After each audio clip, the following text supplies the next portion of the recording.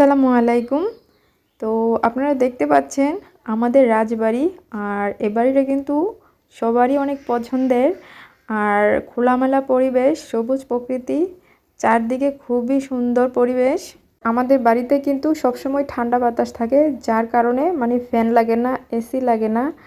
আর বাড়ির ভিতরের দিকটা আজকে আপনাদের দেখাচ্ছি। যে এটা হচ্ছে আমার ছোট কাকার ঘর। ওই যে ওইখানে ওইটা দেখছেন, ওইটা হচ্ছে আমাদের ঘর। আর এটা হচ্ছে গরুর ঘর।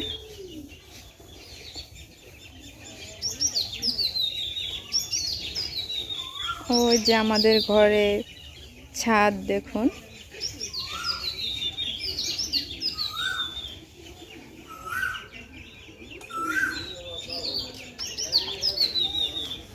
আজকে শুধু আপনাদের বাড়ির ভিতরের দিকটা দেখালাম, আর আমাদের বাড়ির সামনের দৃশ্য কিন্তু দেখাই নাই, ঠান্ডা বাতাস।